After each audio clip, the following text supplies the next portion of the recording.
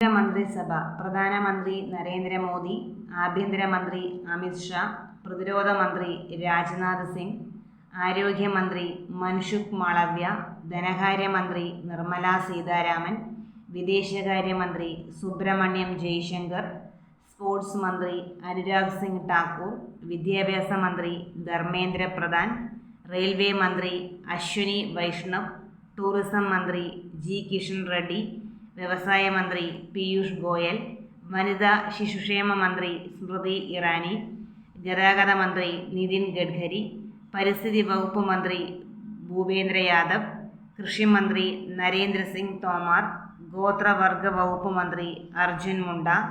സാമൂഹ്യ നീതി വകുപ്പ് മന്ത്രി വീരേന്ദ്രകുമാർ, ഗ്രാമവികസന വകുപ്പ് മന്ത്രി ഗിരിരാജ് സിംഗ്, ഭക്ഷ്യമന്ത്രി പശുപതി കുമാർ പരാസ്, ഭൗമശാസ്ത്ര വകുപ്പ് മന്ത്രി കിരൺ റിജിജു.